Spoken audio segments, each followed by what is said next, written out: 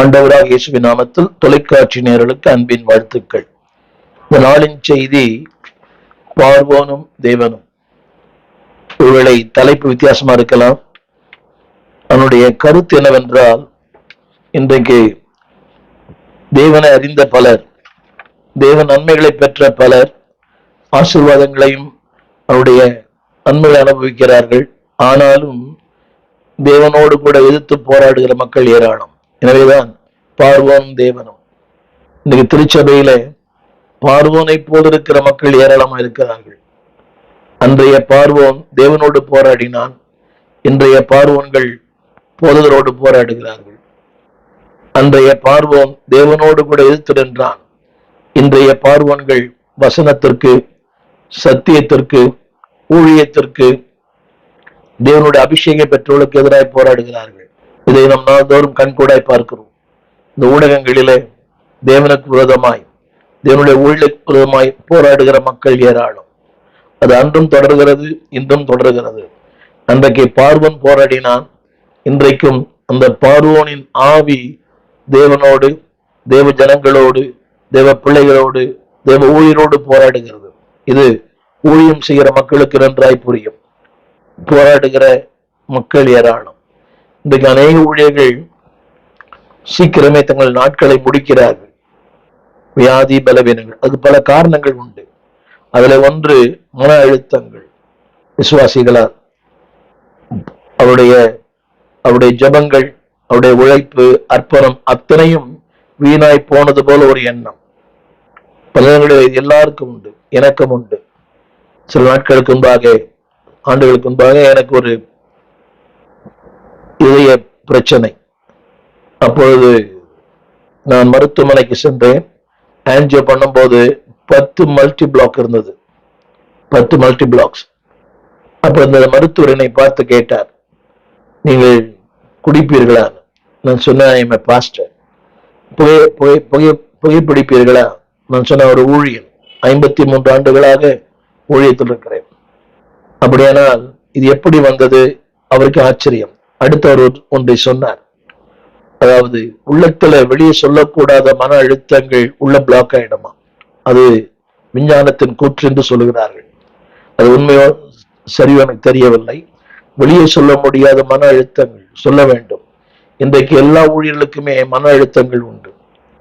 எவ்வளோ ஜெபிக்கிறார்கள், உபவாசிக்கிறார்கள், போராடுகிறார்கள்.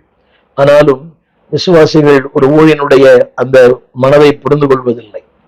அவனுடைய பாரத்தை, அவனுடைய ஏக்கத்தை புரிந்து கொள்வதில்லை.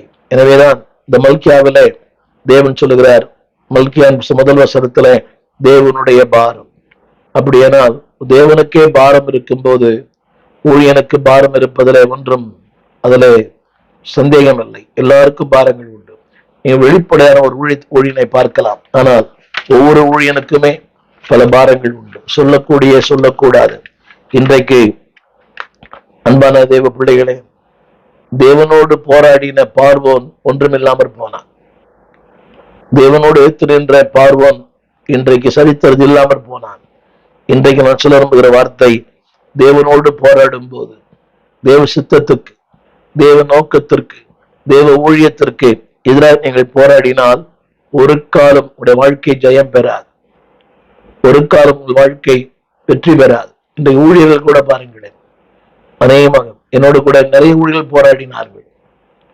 நிறைய வேதம் சொல்கிறது, உன்னோடு போராடினவர்களை நீ காணாதிருப்பாய். உன்னோடு போராடினவர்கள் இல்பொருளாய் மாறுவார்கள். அப்படியானால் இன்றைக்கு போராடுவதற்காகவே சில பேரை பிசாசு அபிஷேகம் பண்ணி வச்சிருக்கிறான். குடும்பங்கள் கூட பாருங்க, அதாவது கணவனுக்கு எதிராய் போராட்டம், பெற்றோருக்கு எதிராய் பிள்ளைகள் போராட்டம், விசுவாசிகள் ஊழியனுக்கு எதிராய் போராட்டம். ஆனால் ஒன்று சொல்ல விரும்புகிறேன், அப்படி போராடுகிற எந்த மனிதர்களையும் அன்பானவர்களே ஜெயம் பெற முடியாது. ரோமர் 9ஆம் அதிகாரத்துல அந்த போராடுகிற மக்களை எப்படி மேற்கொண்டார் என்பதை ரோமர் 9ஆம் அதிகாரத்திலிருந்து சில சத்தியங்களை கூட நான் பகிர்ந்து கொள்ள விரும்புகிறேன். தேவன் போராடுகிற மக்களை எப்படி மேற்கொண்டார்? ரோமர் 9ஆம் அதிகாரத்துல, ரோமர் 9:1 அதுல ஆரம்பத்தில் இப்படி எழுதப்பட்டிருக்கிறது, எனக்கு மிகுந்த துக்கமும் இடைவிடாத மனவேதனையும் உண்டாயிருக்கிறது என்று பவுலடியார் சொல்லுகிறார். இது ஆவியானவர் சொல்லுகிற வார்த்தை. அதனுடைய வருத்தங்களுக்கு பல காரணங்கள் உண்டு. என்னவென்றால், அதாவது தேவனுக்கு எதிர்த்து நிற்கிறது. 9ஆம் அதிகாரம் 19ஆம் வசனம், அவர் சித்தத்துக்கு எதிர்த்து நிற்பது.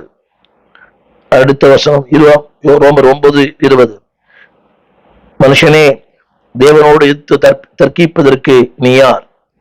உருவாக்கப்பட்ட வஸ்து உருவாக்கினவரை நோக்கி, நீ என்னை ஏன் இப்படி செய்வாய் என்று உண்டாக்கிறார் என்று சொல்லலாமா? அடுத்த வார்த்தை, தேவன் தம்முடைய கோபத்தை காண்பிக்கவும் தம்முடைய வல்லமையை தெரிவிக்கிறார். யாரோடு தெரியுமா? யாரோடு? போராடுகிற மக்களோடு. எனவேதான் அந்த வசனம் சொல்லுகிறது, தேவன் போராடுகிற பிள்ளைகளுக்கு, ஏத்து நிற்கிற பிள்ளைகளுக்கு, தேவ சித்தத்துக்கு எதிராக இருக்கிற பிள்ளைகளுக்கு. இன்றைக்கு அப்படித்தான். நம்ம எசன் அவங்க நோன்றாங்க. ஊழியங்களை கூட பாருங்களேன், ஒரு எசன், அதாவது நம்ம சொல்றோம் இது தேவையில்லை, ஆனா அவங்க சொல்றாங்க தேவை. இது தேவைன்னு சொல்றாங்க, அது எங்களுக்கு தேவையில்லை. மாலை ஆராதனை தேவையில்லை, வேத பாடம் தேவையில்லை, ஜபங்கள் தேவையில்லை, உபவாச ஜபங்கள் தேவையில்லை. இன்னைக்கு ஜனங்க அப்படித்தான். அவங்க நினைக்கிறாங்க எங்களுக்கு தேவையில்லை, எங்களுக்கு வசதி இருக்கிறது, வாய்ப்பு இல்லை, எங்களுக்கு நாங்க எதுக்கு உபவாசம் பண்ணணும்? நல்ல சம்பளம், வெளிநாட்டு வேலை, பிள்ளைகள் சம்பாதிக்கிறார்கள். அதாவது ஒரு ஏடிஎம் கார்டுக்கு 4 ஏடிஎம் கார்டு வச்சிருக்கிறாங்க. Why should we fast? யோசித்து பாருங்கள். Instead of going to upper room, people are going to supper room. மேலறைக்கு போவதற்கு பதிலாக இன்றைக்கு எல்லாம் இந்த ரெஸ்டாரண்ட்ல கூட்டம் நிரம்பி வழியுது. சனி ஞாயிறு சொல்லவே முடியல. அதுல வேற ப்ரீ புக்கிங் பண்ணணும். புக் பண்ணாதான் அந்த சீட்டே கிடைக்குது. அந்த அளவுக்கு மக்களுடைய பொருளாதாரம் வளர்ந்திருக்கிறது. ஆனால் சபையில் ஆட்கள் இல்லை. அந்த புக் பண்ண அந்த நேரத்தில் அந்த ஹோட்டல் இருக்கணும். ஆனால் இன்றைக்கு 8 மணி ஆராதனை வருவதே இல்லை. அந்த 8 மணி இல்லை, 9 மணிக்கு, 9 மணிக்கு, 10 மணிக்கு அப்படியே பழகிடுச்சு. அவங்களும் திருச்சபையில விசுவாசிகளா இருக்கிறாங்க. இதுல பெரிய வேடிக்கை என்னவென்றால், நடத்துறாங்க, அவர்களும் ஊழியத்துல முன்னணியில் இருக்கிறார்கள், நேரத்தோடு வருவதில்லை. திரும்ப சொல்லுகிறேன், தேவனுடைய சித்தத்திற்கு, தேவ நோக்கத்திற்கு, தேவனை அதோட வசனம் இருக்குது. அதாவது, மனுஷனே, நீ அவருடைய சித்தத்துக்கு ஏத்து நிற்பவன் யார்? அவரோட ஏத்து தர்க்கிக்கிற நீ யார்? நீ பாருங்களேன், பட்டிமன்றங்கள் ஏராளம் திருச்சபையில. தர்க்கம், ஊழியனோடு தர்க்கம், சகமணியரோடு தர்க்கம். சொல்லுகிற நீ யார்? அடுத்த வார்த்தை, அப்படிப்பட்டவர்கள் மேல் தேவன் தம்முடைய கோபத்தை காண்பிக்கவும் தம்முடைய வல்லமையும் தெரிவிக்கவும் அவர் ஆயத்தமா இருக்கிறார். திரும்ப சொல்லுகிறேன், அடுத்த வார்த்தை எழுதப்பட்டிருக்கிறது 27ஆம் வசனம். அப்படிப்பட்டவர்களை தேவன் ஒன்றுமில்லாமல் ஆக்குவார். அது மட்டுமல்ல, 28ஆம் வசனம், 28ஆம் வசனம், அவர் நீதியோடு சீக்கிரமாய் தம்முடைய காரியத்தை நிறைவேற்றுவார். அடுத்த வார்த்தை, கர்த்தர் பூமியிலே சீக்கிரமாகவே காரியம் நிறைவேற்றி முடிப்பார். யார் தெரியுமா? எதிர்த்து நிற்கிறவர்களுக்கு, தர்க்கம் பண்ணவர்களுக்கு. என் செய்தியை கேட்கிற அன்பான தேவ பிள்ளையே, இன்றைக்கு இந்த பார்வோனின் ஆவி உனக்குள் இருக்குமானால், பார்வோனுடைய சிந்தை உனக்குள் இருக்குமானால், அதை மாற்றிக்கொள்ள அன்பை கேட்கிறேன். என்னுடைய முதல் குறிப்பு என்னவென்றால், அன்பானவர்களே, அதாவது என்றைக்கு தேவனோடு ஏற்று நிற்கிறீர்களோ, தேவனோடு ஏற்று நிற்பதற்கு ஒரு 3 காரணங்களை நான் சொல்லுகிறேன், கவனமாய் கேளுங்கள். நம்பர் 1, முதலாவது குறிப்பு, the pride, பெருமை. 2வது, persistence, அதுலதான் நிற்பேன், என்னை யாரும் மாற்ற முடியாது, இப்படிதான் இருப்பேன், மரணம் தான் உங்களை மாற்றணும். அதுதான் ரோமர் வாஸ்தவம். அவர் எதிர்த்து நிற்கிறேன், அவரோடு தர்க்கம் பண்ணுகிறேன், அவரோடு வாதம் பண்ணுகிற நீ யார்? நீ ஒரு களிமண் என்பதை உணர்ந்து கொள். நிறைய பேருக்கு புரியல அந்த பேச்சுல. பாருங்க, நான் என்ன பண்றேன் பார், உன்னை எப்படி ஆக்குறேன் பார். நேற்று கூட ஒரு தொலைபேசியில ஒரு ஊழியர், நான் உன்னை என்ன பண்றேன் பார், நான் என்ன பண்றேன், நான் அவரை தெரியும், எனக்கு இவரை தெரியும், இவரை தெரியும், உன்னை உள்ள தள்ளுறேன் பார். இதெல்லாம் இந்த தன் களிமண் என்பதை மக்கள் அறிந்து கொள்வதில்லை. ஆனா தேவன் நினைச்சார்னா ஒரே ஒன்றும் இல்லாமல் பண்ணுவார். இதனுடைய கோபாக்கினை தண்டனை வெளிப்படும். Don't argue with God. Don't argue with God's people. தேவனோடு, தேவ ஊழியனோடு, தேவ ஜனங்களோடு போராடாதீங்க. அதுதான் நடக்குது உலகத்துல. தேவ ஊழிகளோடு தேவ ஜனங்களோடு ஒரு நாள் அது ஒன்றுமில்லாமல் போகும் என்று அவளுக்கு புரியல. நம்பர் 1, இன்றைக்கு என்னுடைய செய்தியை கேளுங்கள். The Pharaoh's pride, பார்வோனின் பெருமை. நீங்க எல்லாருக்கும் அந்த பெருமை தலைவிரிச்சு ஆடுது. யார் தெரியுமா? அதிகார பலன், ஆணவம், பணம். எனக்கு அரசியல்வாதிகள் தெரியும், அவரை தெரியும், இவரை தெரியும், அடியாட்கள். வேண்டாம். என்னுடைய செய்திக்கு தலைப்புகளை சொல்லுகிறேன், செய்திக்குள்ளே பின் போகிறேன். 2வது, Pharaoh's persistence, விடாப்பிடியான முரட்டுத்தன்மை, பிடிவாத குணம், வணங்கா கழுத்து. இப்படிதான் இருப்பேன். எத்தனையோ ஆண்டுகள் திருச்சபைக்கு போறாங்க, கொஞ்சம் கூட மாறல. ஒரு காலத்துல நாம் பாரம்பரிய கிறிஸ்தவர்னு சொன்னோம். இன்னைக்கு ஆவிக்குரிய சபையிலும் பாரம்பரிய கிறிஸ்தவர்கள். நான் திருச்சபையின் போதகராக ஏறக்குறைய ஒரு 50 ஆண்டுகளாக இருக்கிறேன். இன்னும் அநேகர் மாற்றப்படாமல் இருக்கிறாங்க. ஆவிக்குரிய சபைக்கு வருவாங்க. அதுல பெருமை, பெரிய பெரிய சபை பேரை சொல்லுவாங்க. அந்த சபை, இந்த சபை, இந்த சபை. அந்தரங்க வாழ்க்கை அவலட்சணம், கேவலம், இன்னும் பாவம், இன்னும் அக்கிரமம், இன்னும் அசுத்தம், இன்னும் குடிப்பழக்கம். ஆவிக்குரிய சபை. அது போதகர் தவறு சொல்ல முடியாது. போதகர் நாள்தோறும் பேசி ஜெபிக்கிறார், நாள்தோறும் பிரசங்கம் பண்றார். அது அந்த அடாவடித்தனம். அடங்க மாட்டேன், யாருக்கு அடங்க மாட்டேன். நீ என்ன வேணா பிரசங்கம் பண்ணு, நீ என்ன வேணா சொல்லு, எப்படி வேணா திட்டு, நான் நானதான் இருப்பேன். அதாவது பாவத்தில் ஒரு பெர்சிஸ்டன்ஸ், பாவ வாழ்க்கை, விடாப்படியான வாழ்க்கை. இதுதான். விடமாட்டேன், அந்த உறவை விட மாட்டேன், அந்த தொழிலை விட மாட்டேன், என் வாழ்க்கையை விட மாட்டேன். இப்படிதான் இருப்பேன். என் பேச்சை மாற்ற மாட்டேன், என் சுபாவங்களை மாற்ற மாட்டேன், எதையும் மாற்ற மாட்டேன். இப்படிதான் இருப்பேன். உங்க வாழ்க்கை பரிதாபம் முடியும். செய்தியை கேளுங்கள் பின்னால. 3வது, Pharaoh's punishment. எல்லாமே பீல ஆரம்பிக்கும். The pride, பார்வோனின் பெருமை, Pharaoh's pride. 2வது, Pharaoh's persistence, அந்த வணங்கா கழுத்து. நிறைய பேருக்கு நினைக்கிறது சொல்றோம். இந்த கூட்டங்களில் பாருங்களேன், முன்னால உட்காருங்க. ஊழியர் கூடுகையில் யாரும் முன்னால உட்காரதே இல்லை. இந்த பின்னாலதான் உட்காந்துருப்பாங்க. கதை பேச வசதி, தூங்க வசதி. சபையில சொல்றோம், முன்னால உட்காருங்க. Nobody accept. அது யாரும் ஏற்றுக்கொள்றதே இல்லை. அதே மாதிரிதான் இந்த ஊழியர் கூட்டத்தை போய் பாருங்களேன். முன்சரெல்லாம் காலியா இருக்கும், பின்னால கூட்டமா இருக்கும். அது எவ்வளவு சொல்றோம், முன்னால உட்காருங்க, முன்னும் அமருங்க. நேவர். அது என்னவோ தெரியல. அதாவது ஒரு அடங்கா தன்மை, அடங்காப்பிடாருன்னு சொல்றாங்களே, அது பொருந்தும். அடாவடித்தனம். அப்படிதான் இருப்பேன். உட்கார்ந்து கூட வரிசையா உட்காருது இல்லை. அங்க ஒருத்தர், இங்க ஒருத்தர், நடுவில் கேப், பின்னால வர ஒரு இடம் தேடுவார். அந்த சலசலப்பு இந்த ஊழியர் கூடையில் எல்லா சபைகளும் நடக்குது. வேண்டாம். கீழ்ப்படியுங்கள், இணங்குங்கள், ஆண்டவருக்கு ஊழின்ற வார்த்தைக்கு செவி கொடுங்கள். 3வது, Pharaoh's punishment, அந்த தண்டனை. Pride, persistence, punishment. செய்திக்குள்ள போகிறேன். நம்பர் 1, பார்வோனினுடைய அந்த பெருமை என்னவென்றால், கவனிங்கள், அவனுடைய அந்த அழகு. வேதம் சொல்லுகிறது, அந்த வசனம் இப்படி ஆரம்பிக்கிறது. பின்பு மோசேயும் ஆரோனும் பார்வோனிடத்திலே போய், இஸ்ரவேலின் தேவனாகிய கர்த்தர் வனாந்திரத்திலே எனக்கு பண்டிகை கொண்டாடும்படி என் ஜனங்களை போக வேண்டும் என்று சொல்லுகிறார் என்றார்கள். ஒரு வசனம் தெரியும், ஒரு பெரிய வசனம், 9 வசனங்கள் வரை, 5, 7, 8. அந்த வசனங்கள் சொல்லுகிறது, நாங்கள் கர்த்தருக்கு வனாந்திரத்திலே பண்டிகை கொண்டாடும்படி என் ஜனங்களை போகவிடும் என்று சொல்லுகிறார் என்றார்கள். அதற்கு பார்வோன், நான் இஸ்ரவேலை போகவிட கர்த்தரின் வார்த்தை கேட்பதற்கும் அவர் யார்? நான் கர்த்தரை அறியேன், நான் இஸ்ரவேலை போக விடுவதில்லை. நீங்க எல்லாரும் கேட்கிற கேள்வி, அவர் யார்? பாஸ்டர் யார்? பாஸ்டர் யார்? நீங்க ஊழியக்காரன் கேட்கிறாங்க, உடன் ஊழியர்கள்.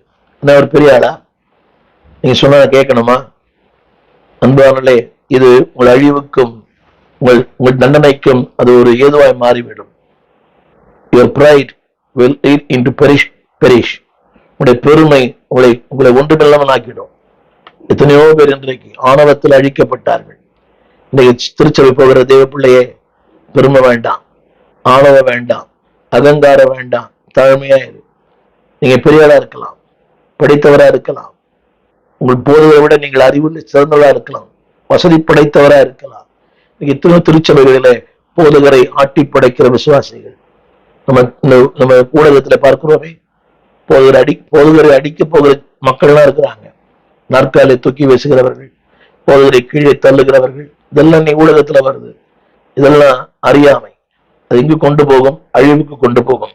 அவன் சொன்ன வார்த்தை, அப்பொழுது இவருடைய தேவன் எங்களை சந்தித்தார். அவர் சொல்கிறார்கள், நாங்கள் போகாதிருந்தால் கொள்ளை நோயும் பட்டயமும் எங்கள் மேல் வர பண்ணுவார் என்றார்கள். அதற்கு எகிப்து நோக்கி, மோசேயும் ஆரோனுமாகிய நீங்கள் ஜனங்கள் தங்கள் வேலைகளை விட்டு களைய பண்ணுகிறது என்ன? அவர்களை சுமை சுமக்க போங்கள் என்றார். இதான் நீங்க பிசா சொல்றான், வேலை விட்டு போவாது. கர்த்தருடைய நாள்ல வேலை. அன்னைக்கு போனா ரெண்டு நாள் சம்பளம். இன்னைக்கு பாருங்க, பிளம்பரு, இந்த எலக்ட்ரிஷியன்லாம் அன்னைக்குதான் வீட்டுக்கு வேலை செய்ய வராங்க. வேண்டாம். என் தொழில் செய்கிற நண்பான தேவ பிள்ளைகளே, நீங்க எந்த தொழில் செய்யலாம். எலக்ட்ரிஷியனா இருக்கலாம், ஒரு பிளம்பரா இருக்கலாம், ஒரு கொத்தனாரா இருக்கலாம். கர்த்தருடைய நாள்ல கர்த்தருடைய சபைக்கு போங்க. அப்பார்வன் சொல்ற வார்த்தை, அதாவது தங்கள் வேலைகளை விட்டு களைய பண்ணுகிறது என்ன? இது பார்வனுடைய ஆவி. வேலை முக்கியமா, சபை முக்கியமா? நீங்க தான் சொல்லணும். சாப்பாடு முக்கியமா, சபை முக்கியமா? சபைதான் முக்கியம். நிறைய பேர் அந்த வார்த்தையை உங்கள் சுமைகளை சுமக்க போங்கள் என்றார். நீ கர்த்தருடைய நாள்ல மனசாட்சி இல்லாம சபை விட்டுட்டு போறீங்களே, உங்கள் சுமைகளை நீங்கள் சுமப்பீர்கள். உங்கள் சந்தை சுமக்கும். இந்த செய்தி உங்களுக்கு பிடிக்காது.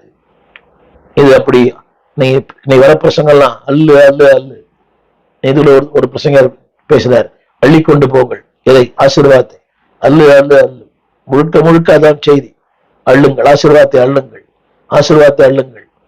ஃபுல்லா அங்கிருந்து இங்க ஓடினார், இங்கிருந்து அங்க ஓடுறார். அள்ளுங்கள்.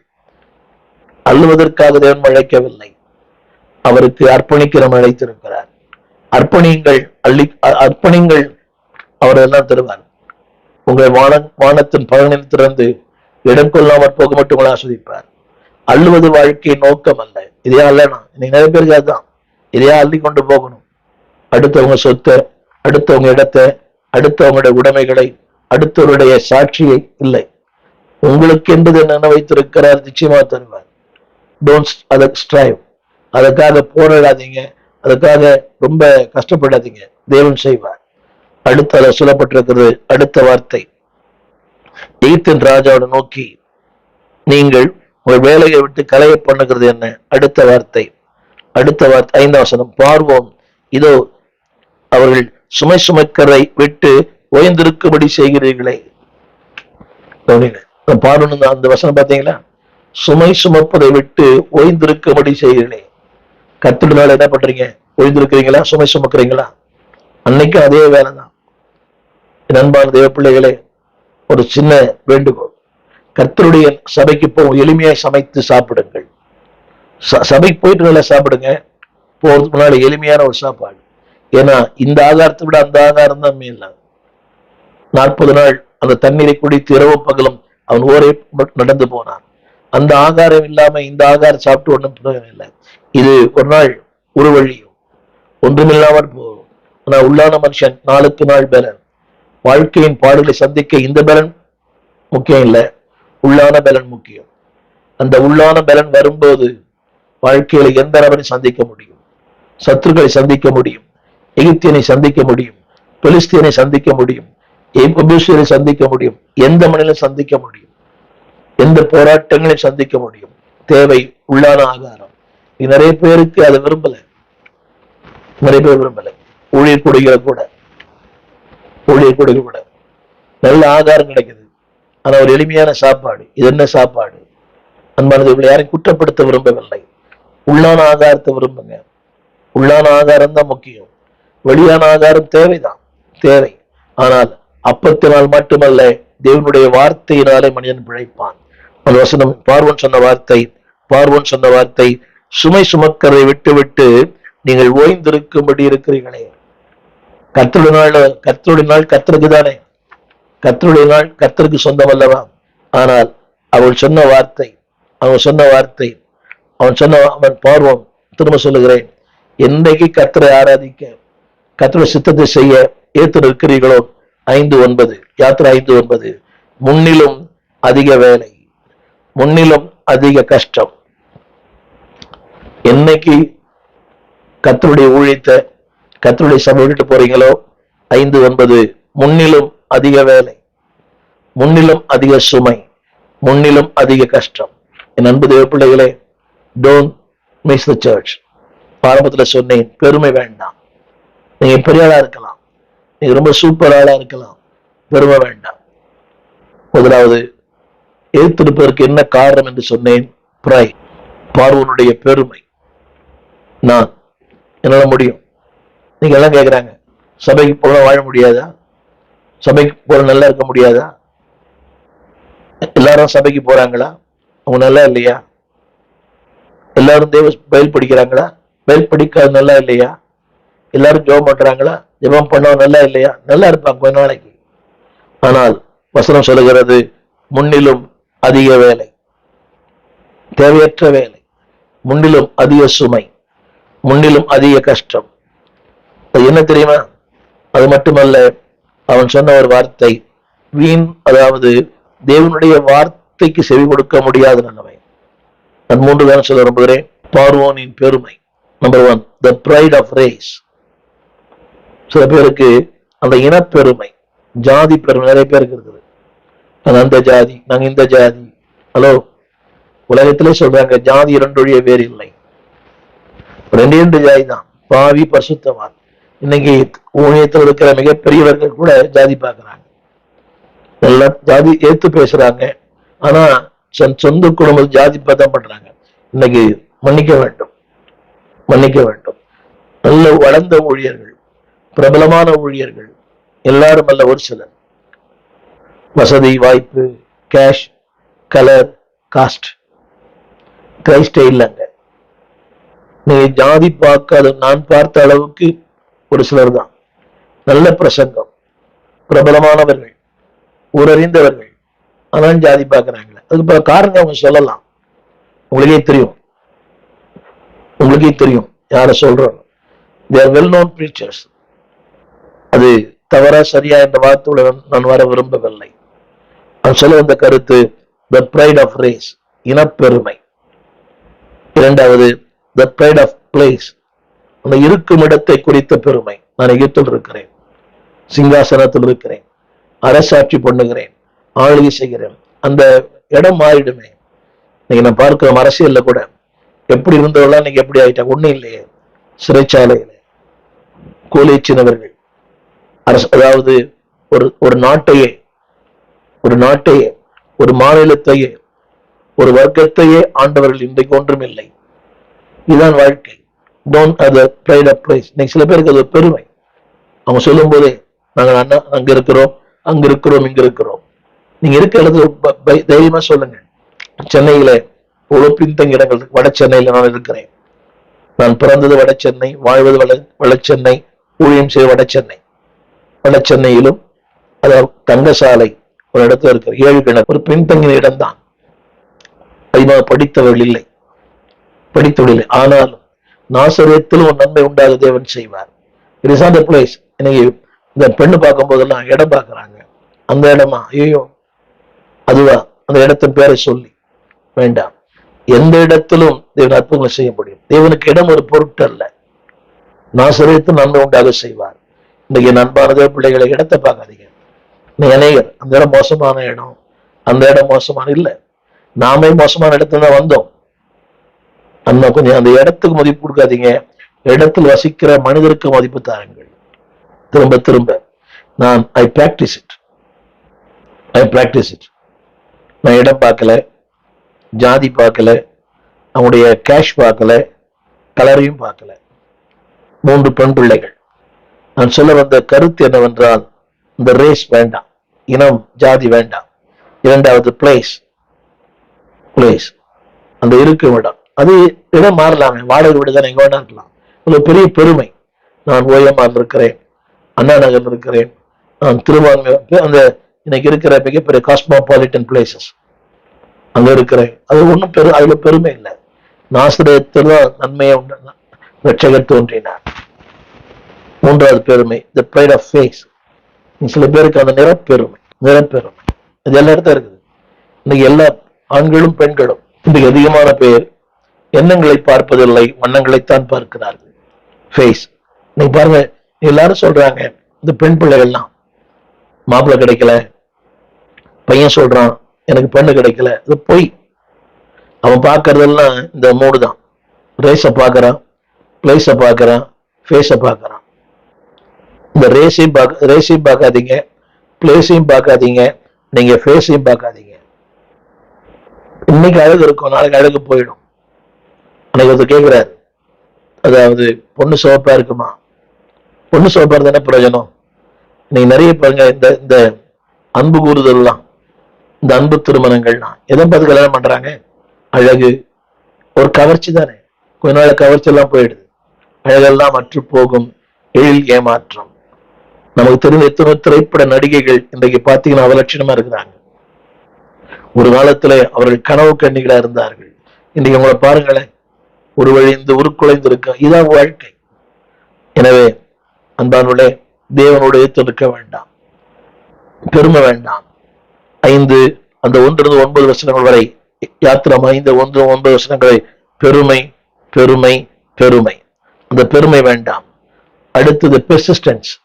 அன்பானவர்களே, நீங்கள் திரையிலே திறந்த வாசல் துதியொலி கீதங்கள் என்ற ஒரு பாடல் புஸ்தகத்தை நீங்கள் பார்க்கலாம்.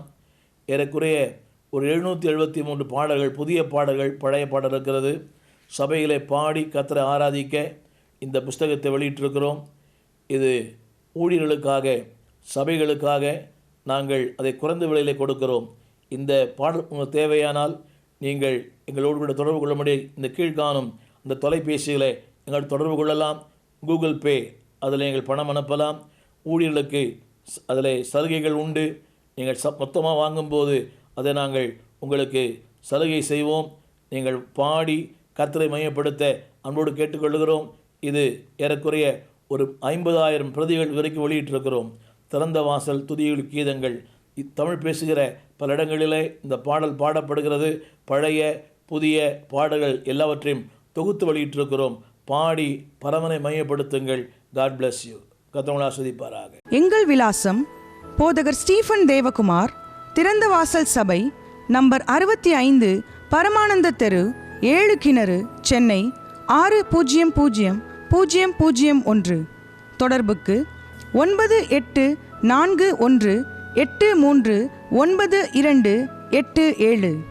மேலும் 0444183330. எங்கள் மின்னஞ்சல் stephenopendor@gmail.com. எங்கள் தேவ செய்திகளை யூடியூப் சேனலில் பார்த்து பயனடையுங்கள். தேவன் உங்களை ஆசீர்வதிப்பாராக.